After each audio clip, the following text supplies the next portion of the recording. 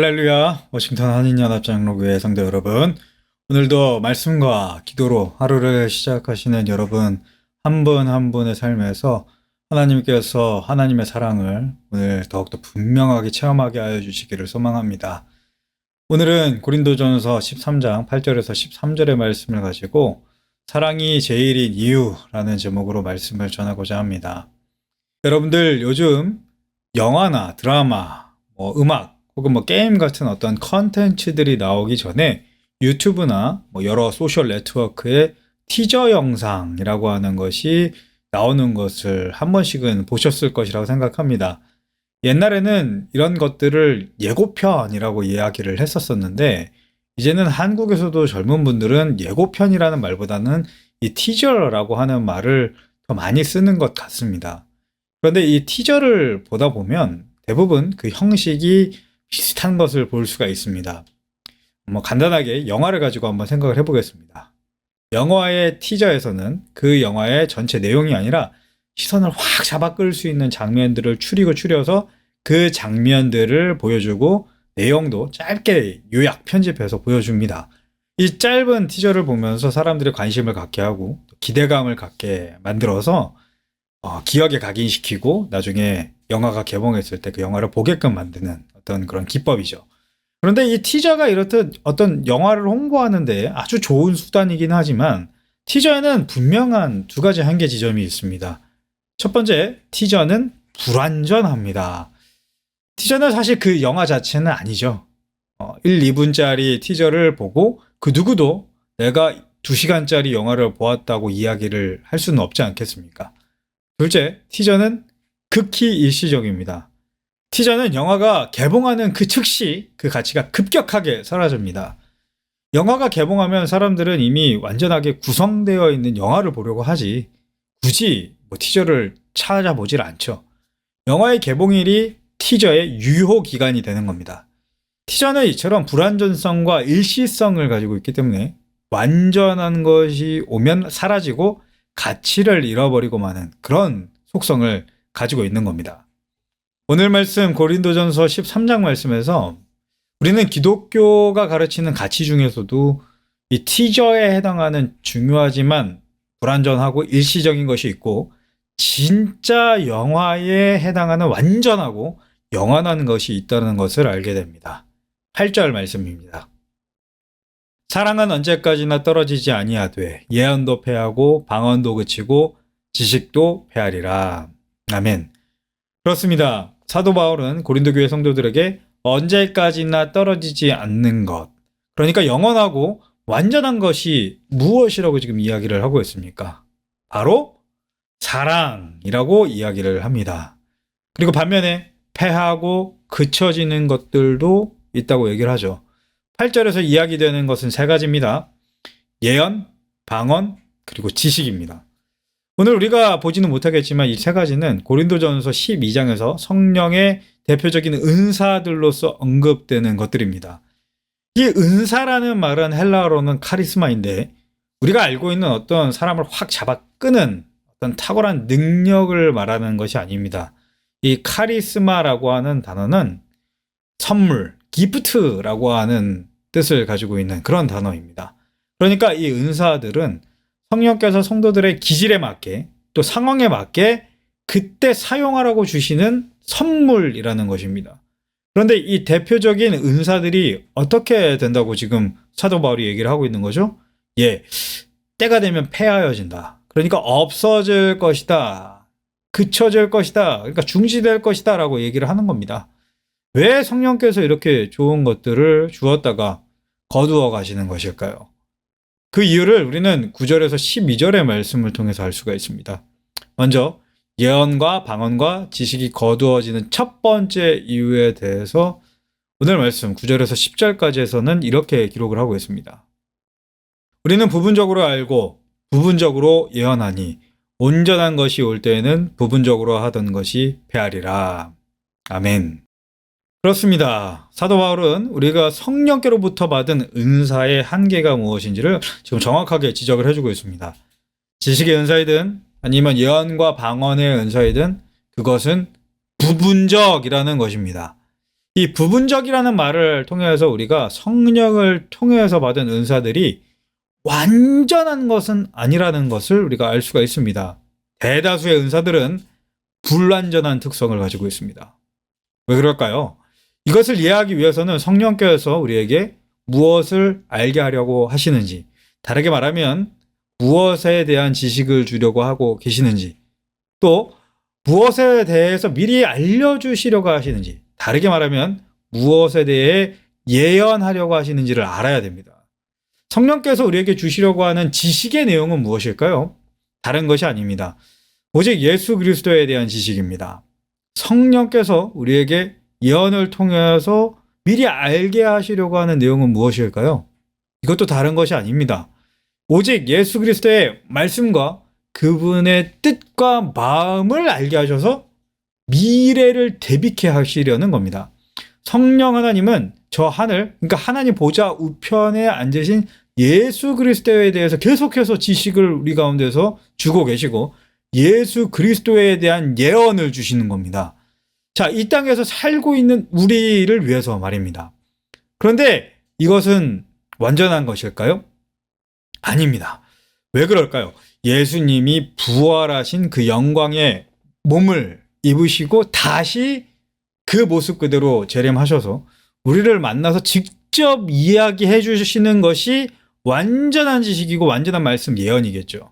그런데 이렇게 육체적으로 직접 전달되는 지식이 아니라 또 직접 전달되는 예언이 아니라 간접적으로 전달되는 지식이고 예언이기 때문에 한계의 지점이 있다고 지금 말을 하고 있는 겁니다. 그래서 10절에서 보는 것처럼 온전한 것이 오게 되면, 풀어서 얘기하면 우리가 예수 그리스도를 만나게 되면 이 은사들은 대부분 폐하여질 것이라고, 대부분의 은사들은 그러니까 일시적인 것이라고 지금 사도 바울은 최후의 종말의 순간에 일어날 일을 바라보면서 이 말씀을 지금 전하고 있는 것입니다. 이런 성령의 은사의 불완전성과 일시성에 대해서 사도 바울은 11절과 12절에서 두 가지 예화를 들어서 설명을 해주고 있습니다.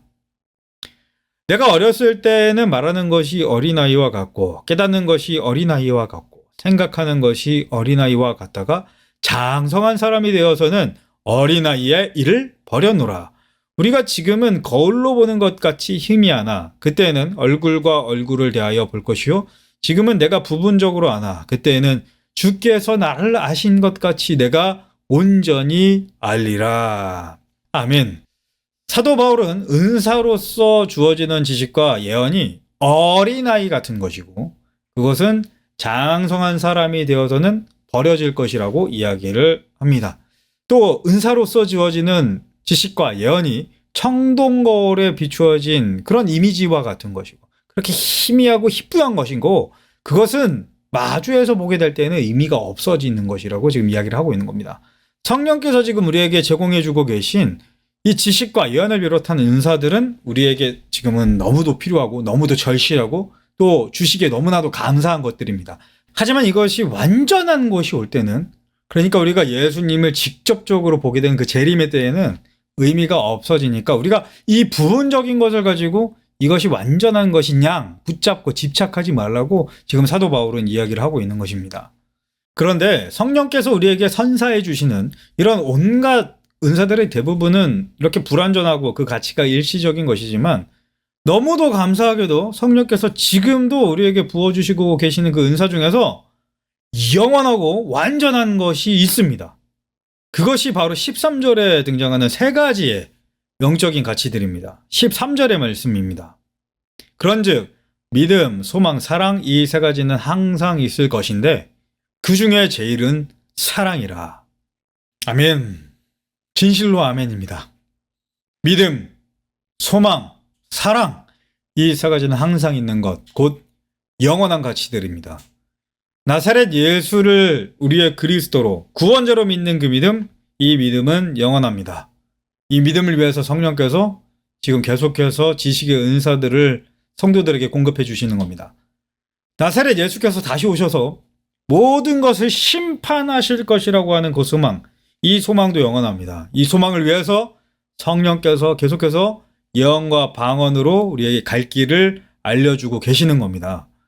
나사렛 예수 그리스도께서 우리를 항상 변함없이 언제 어디서나 사랑하여 주시고 우리도 그를 사랑하고 있다는 이 사랑의 사실, 이 사랑은 영원합니다. 구원자이시고 승리자이시고 모든 것을 통치하시는 예수 그리스도의 사랑 안에서 누구도 우리를 끊을 수가 없습니다. 이 사랑을 위해서 성령께서는 이 예수 그리스도의 사랑을 우리에게 계속해서 느끼게 하시고 그를 계속해서 사랑하게 하십니다. 그 사랑의 은사를 끊임없이 우리에게 부어주고 계시는 것입니다. 그런데 이 세 가지 영적인 가치들 중에서, 영원한 가치들 중에서 사랑이 제1인 이유가 있습니다. 그것은 오직 사랑만이 영원한 현재 시제이기 때문입니다. 믿음은요, 항상 과거로부터 옵니다.